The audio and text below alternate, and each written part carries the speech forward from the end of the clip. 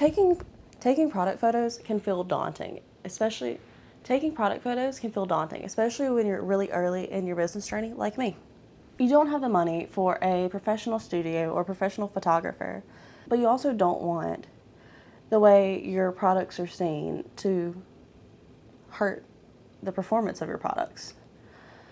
You don't have the money for a professional studio or a professional photographer, but you don't want the photos that people see of your products to hurt the way your sales perform with your products. And honestly, I struggled with this a lot. I've taken product photos that looked fine at the time. I actually really liked them when I first took them. But looking back on them a little bit later, I just felt like my product wasn't represented in the best way it could. So, after watching quite a few videos of people taking product photos and taking notes of different ways I can do that, but on a budget, and researching what camera settings and light settings would work best for the products that I am taking photos of, and also what photos I needed to take, I was able to put together a setup that actually kind of worked for me. And the best part about this setup, it only cost me about 20 bucks. Mainly because I already owned a lot of the stuff that I needed. So it may cost a little bit more than $20 for you, but we've got some workarounds to try to keep it a little bit cheap. So today I'm going to walk you through how I photographed my products on a budget, including my backdrop, my camera and lighting setup, how you can do this with just your phone, the shot list I use. Keep in mind, I take photos of greeting cards and postcards and original art, and most of my shots that I feel like I've figured out the best are my greeting card product photos, so keep that in mind. How I edit my photos, and some things I've learned about making the product photos easier to take and more consistent over time. Just to be clear, I am not a professional product photographer. I'm a small business owner kind of figuring this out as I go. If you're also trying to build a product-based business without spending hundreds or thousands of dollars on equipment, I hope this gives you a great place to start. So let's start with the backdrop. This is the one thing I knew I needed, but I didn't actually have. At first, when I was taking my first rounds of product photos with my birds and my fruit pun greeting cards, I was just kind of using whatever I had.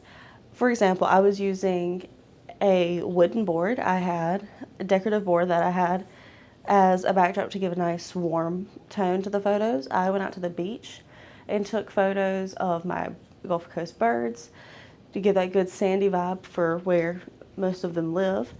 And I was using a linen button-up that I actually really love that shirt, but it didn't give the right vibe for the product photos. And I felt like a lot of that texture that I was putting in the background from those materials were really taking away from the product rather than letting the product itself shine. When you're trying to figure out what you want to do for your backdrop, you want to have something that has a neutral, cohesive look, something that fits your brand, but when it's pictured behind your photos, it doesn't take away from them. In your photo, you want your product to be the key thing in it. You don't want the background competing with it. So I knew when I was taking my photos initially, I wanted a white or a cream colored background. I leaned more white because I wanted something that was multi-purpose for greeting cards, postcards, stickers, and original art. And original art is the main thing I wanted that white background for. So I walk into Walmart, just kind of walking through, looking at the aisles. I had already kind of ideated a little bit of what I was going to do. And one of the things I wanted to get was a trifold board. We've all used these at a time in school, yeah. Nice whiteboard. Felt like a fantastic choice. Until I actually got to the trifold boards, I opened them up, and these hinges, you can see the breaks in the board and the hinges, and you can see the ridges in the board because it is just a cardboard board. Didn't love that. I didn't want that texture showing through on my photos. It would have been just fine to only use this. And this board I think was about $5, so it would have been fine to just use this. It may have been closer to 8. I don't know. I got a really big one because I wanted something that was nice and large and could be used reliably for multiple things. So, needed something to cover up my board. Brings us to this lovely white backdrop I have back here. I moseyed on over to the sheet section, the bedding section, and I knew I needed just something they could cover. I get this twin size flat sheet, and the way a fitted sheet is, you want it to be to drape nice and clean.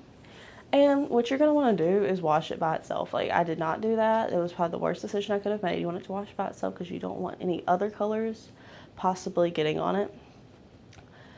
Because the wrinkles, when they have this folded, they're such deep wrinkles. I think I spent about an hour steaming it, but get it where it's nice, it's wrinkle free. It has been draped here for a month. It's been draped here for probably a couple months now, and it's just kind of formed some new wrinkles since, but we're about to walk through how I set up this backdrop. Okay, so when doing this, I wanted it to be lifted up because I wanted to be able to work on it easily, even if I was just kind of like standing on my knees getting everything set. So I got this chair for my dining room. And actually, before I put the sheet on, just so you know what's going to be going on under the sheet, I have the chair, and it'll be leaned up against the wall.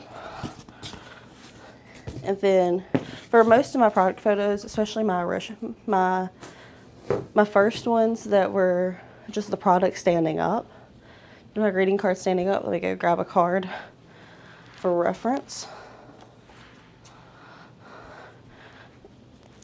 This was like the perfect place to use because I didn't need a whole lot of depth for it to work back there. I didn't need a whole lot of space here for anything to stand. So it worked out it worked out great only having a little bit of room. Now, a little bit later when I was doing my flat lays,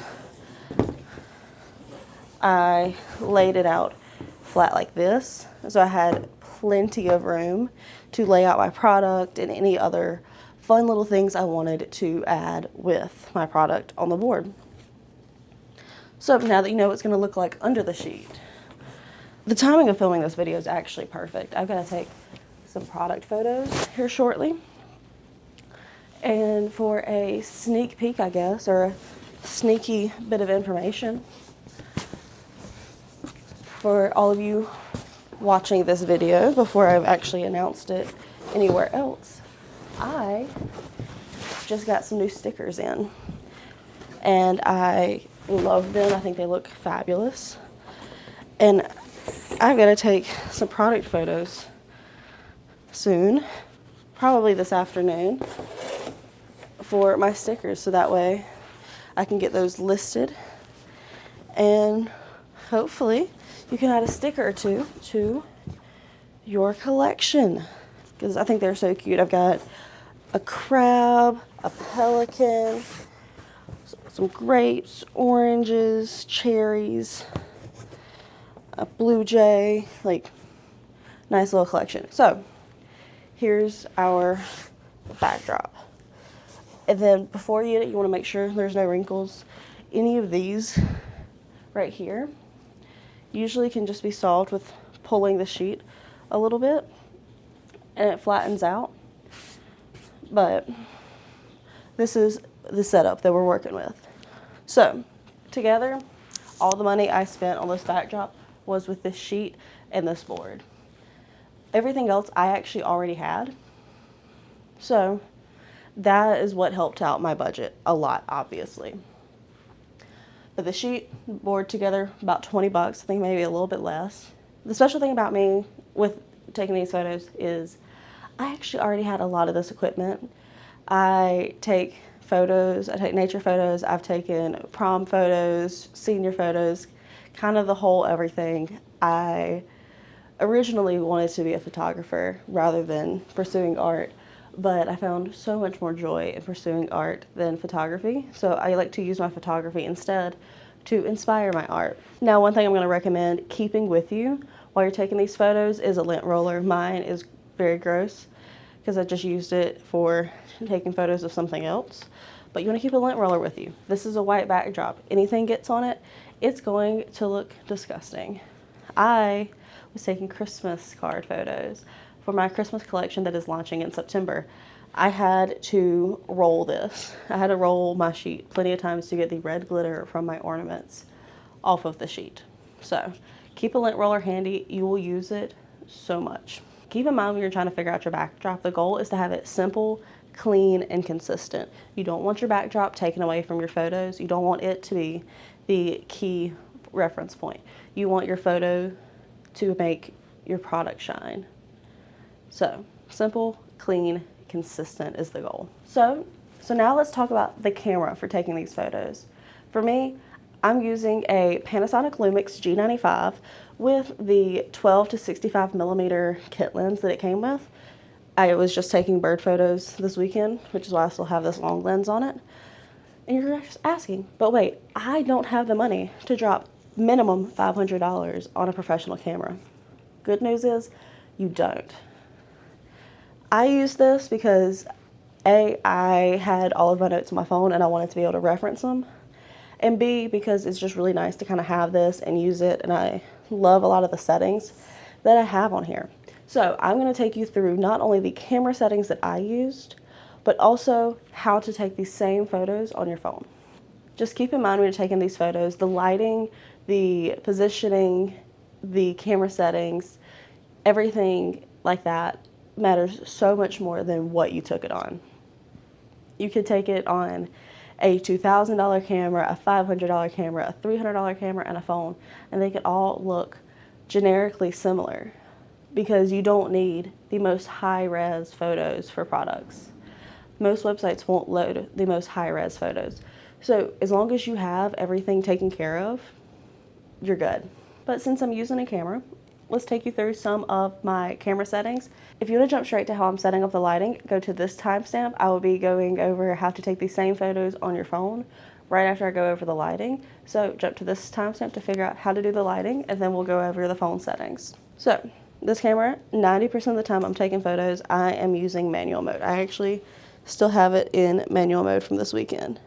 Taking product photos, I did not want to do that. I had it in Aperture Priority. With that, I just I wanted to reduce the amount of work I had to do in terms of figuring out all the settings. So, Aperture Priority, and I dropped the f-stop to 5.6. I believe I was actually able to drop it a couple times to about 4. I was trying to see if it told me what this dropped to, but I'm pretty sure I was able to drop it a time or two to about an f4. So just trying to keep it as low as possible to blur the background, because that also helps because you don't see the wrinkles as much, and any possible little bitty wrinkles or any possible little issues with your backdrop are blurred. I really liked that. So I dropped it as low as I could, kept it there at a lower f-stop also because it allows more light to come in.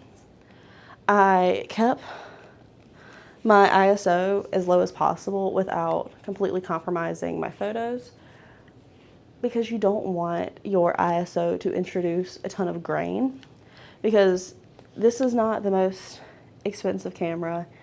Although it introduces grain into high ISO photos at a later ISO than my original DSLR, I still wanted to be really mindful of it. So I don't think I had my ISO north of 800. And the only reason I had it there is because I was trying to keep my shutter speed a little bit higher. I was keeping it around 50 to 60. So keep that in mind, because I was working in this room. It's a low light room, and I wanted to try to maintain a good consistent photo with the same camera settings, but I wanted as much light to be coming into this camera as possible to ensure that the photos come out really great and light and airy. For the shutter speed, there's something you do want to keep in mind is how fast it is. Obviously, a higher number shutter speed you have a static photo, and the lower it gets, if there's any bit of camera shake, your photo is going to get a little blurry, a little just like, you don't want that. I was dealing with a low shutter speed. As I just said, I was working at about 40 shutter speed, which is a little too slow for me to feel confident with holding it to take photos. I was actually taking photos on the tripod that I'm filming on right now, so I can't actually show it to you, but it is linked in the description in my Bendable, as well as I think all the products that I'm currently using. So head over there to check it out and make some of these products your own. But it's a really sturdy tripod, especially with the fact, I think it was like a $30 tripod. So you just want something that's kind of sturdy. It's not going to shake a whole lot. And I put this camera on a 3-second self timer. So after I clicked it, those 3 seconds, the photo was taken, and I didn't have to worry about any camera shake in the process. Another thing about having the tripod is it kept my photos consistent.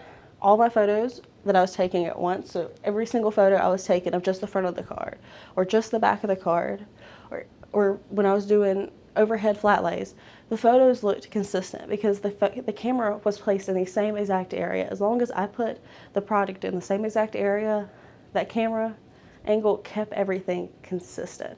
And that's something you want to do. As I've already said, you want consistency with your photos. Something to keep in mind, so I edited the white balance for my product photos. I did my photos at 5200 Kelvin, and you can just go into your white balance settings and change it like that. Reason being this light, and I'll go over the reason in a second, but I'll go over like the full reasoning and how to do it with this light. But really and truly, I just wanted it to have a good daylight kind of look. I didn't want the light to be too orange and cast a weird color. Same with too blue of light. 5200 was the perfect kind of daylight lighting, so I used 5200 Kelvin with this light. I used 5200 Kelvin with my white balance, so keep that in mind. For these photos, I was using this small rig P96 Pro Mini LED video light. Quite the mouthful of a name, but it's this cute, easy, simple little light. What's really great about it is it comes with a couple different ways to mount it. You can either mount it to a tripod like this, or it comes with this little thing right here that you can use and just slide it in there, click it, and you can mount this bottom part to a tripod. And this is what I did because it's the most secure. But I did this, I kept it at 5200 Kelvin and about 30 to 50% of total brightness, because I didn't want to have too much light coming into my camera. I didn't want to have too much light coming onto my photos, coming onto my products, because I didn't want to have a whole lot of glare on my products. So you can see the light. Let's see. Oof. I have played around with this light. I probably was trying to find something and just used it as a flashlight. But for reference, let me see if I can get this light. This is kind of what the lighting looked like for my photos. So a good neutral light, I really appreciated that. And it's just super easy to figure out. You just, obviously, the color temperature and the intensity. And so I've got it at 40% right now. I think I just kind of played around with a couple, and I obviously changed it between 30 and 50 depending on what angle I was at and everything. Brooke, did you just hold the light the entire time? No, I did not. My arms would kill me. I used this arm for taking my photos. It's really great because it's got this little clamp. I tend to clamp it on my work table for painting so I can get some good overhead painting shots. But absolutely love this. I think this is like about $30-ish, and I cannot recommend it more. It comes in clutch so many times. But I needed something sturdy that I could hold it, that it could stay mounted to, but I could also move for taking the photos. Thank you, vacuum cleaner. The most unlikely things is what helps the most. I had this mounted to my vacuum cleaner so I could move it around and get as close as I could, and it was perfect. But when you're positioning your light for your photos, you want to make sure it's not straight on your products. You want it to be at an angle. You want the light to cascade across the product, not beam straight on it, because that can kind of help reduce the glare a little bit. Basically, you don't need the perfect space. You just need a setup that works. And if you're watching this thinking, okay, that's great, but I don't have a professional camera. I don't have a digital camera to work with. Yes, you do. You have your phone. And especially in the year 2026, phones are fantastic. You can do so much off of phones, and the quality is so good. Use your phone. Do not go out and buy a new camera. You're going to use essentially the same setup that I would with my camera photos. You set it up on a tripod so that way you keep that good, consistent photo. Keep the lighting at an angle so you don't have any glare over your products. Your phone is going to compensate for the lighting and is going to increase the shutter speed in order to protect everything. So your phone does a lot of the hard work for you without you even trying to mess with settings. But your phone on a tripod so that way you keep the consistent photos is your best bet. Do not worry about going and spending $500 on a new camera.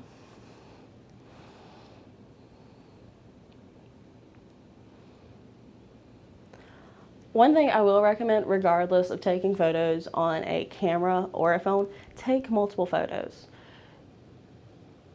You never know whether something's going to have a glare until you put it in your editing software. You never know whether you're gonna like a specific angle a little bit more or just a specific photo. You can take 3 photos in a row and all 3 will look slightly different. Take multiple photos so that way you have something to fall back on. And you don't have to come back into your studio and set everything back up and hope it looks similar. Take multiple photos originally, and then you can go and pick your favorite when you're going through and editing them a little bit later. Now we're getting to one of the things that helped me the most, creating a shot list. Before I took even my first photo, while I was still trying to figure out my backdrop situation, I created a shot list. I created a list of every photo I needed to take for my greeting cards. So I was portraying every detail that the buyer needed to know before they could actually purchase. Make them feel like they knew the cards and were holding it in their hands, and they could picture it in their lives or in their friends' lives or their partners or anything like that. Create a shot list. You can go online and search different shot list ideas for your specific type of product. Go research your competitors. Figure out what photos they take, because that will be your best research. Pay attention to what is their first photo. What are their details? What details are they showing? What information needs to be in your product photos? How are they holding it? What is set up around it? Things like this is what matters with your photos. When you have that shot list figured out, write it down. Make it the list you follow for all of your product photos for a product similar to that moving forward. For my Christmas greeting card collection, which is what spurred on this dramatic entrance into figuring out my own product photos a little bit better, I had a hero shot, which was just the card straight up. You saw nothing else but the front of the card. I took a photo of the back of the card so that way you could see what it looks like on the back. I had a photo of me holding the card so you could see what it felt like in your hands. Get the card open so you could see the blank interior.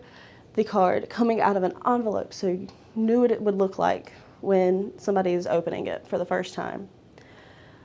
The card with a pen and the envelope, just a nice simple flat lay. Then the card and the envelope and a pen surrounded by Christmas lights, Christmas ornaments, the whole 9 yards. I wanted every single photo to have the same feel, so I wrote it down and I followed every single one to a T. Obviously, the questions that you're trying to get answered with your photos depend on what type of product you're selling. But if you can anticipate those questions, it will make your photos so much more useful to your end buyer. Something to add to your shot list that I didn't actually originally include is an up-close detail shot. It matters a little bit less for my greeting cards other than to show kind of the texture of the card, but I use it heavily with my art so that way you can see the texture of the brush strokes with my acrylic painting or see the texture of the paper with my watercolors. Really great to show that up close detail shot to kind of give a little bit more information to your buyer and just to show a little bit more of the work that you put in on your packaging or your product or anything similar. So once I've taken all my photos, I pop them into Adobe Lightroom. I have been using Adobe Lightroom for like ever. I've been using it for the very least last 6 years, editing all of my photos, and I love it. I've learned all the shortcuts and all the different ways to take photos. Pop it into your preferred editing software. It does not have to be Lightroom, whatever works best for you. And here's one thing, because sometimes when you're editing a photo of yourself, you're trying to make yourself look a little different. You do not want that with your product photos. You want your product photos to look in the photo how they would in real life. So keep your product right beside you and edit to where the colors match in real life versus on your computer while you're editing or your phone while you're editing. One of the first things I did was I fixed my white balance a little bit because the lighting was a little weird sometimes and the white backdrop looked a little blue. So I fixed that, and then I went into actually fixing the colors, making the colors a little bit better on my products. But you don't want something that, say, is light blue in real life for your product. When you're editing, it look turquoise. You don't want the colors to be skewed. You want them to stay consistent with your product. Another thing to keep in mind is where you crop your photos. You don't want your product to look this big in a huge photo. You want it to be tight in there. You want it to fill most of the screen. And that's one of the things I did, is I kept a nice thin border around my product photos. So that way there was at least a little bit of white space, but the photo of the product took up most of the space. So there's no question of what anything looks like. And probably the one thing I learned the most during this whole process is consistency matters more than perfection. You can perfect your photos over the time of taking new photos and stuff like that, but making sure they are consistent from when you first start taking photos to when you end up still taking photos a little bit. Make those incremental changes as you see fit, but follow a similar process. Make everything look similar and adapt to change when it feels best for you. Keeping the same process, especially when you're starting, makes it easier because you're not starting from scratch every single time. It gives you a base to fall back on, and then you can expand from there. If you'd love to check out the products that I sell and the product photos that I took, go check out thebmedit.com. Link is in the description. I thank you so much for sticking around and listening to me teach you how to take these photos. If there's any questions you have, drop them down in the comments. If you have any tips for other aspiring product photographers and other business owners trying to figure out how to take their product photos, leave that down in the comments as well. Maybe I can make a little Q&A video after this if I get enough questions. Thank you so much for sticking around and listening. Until next time, bye.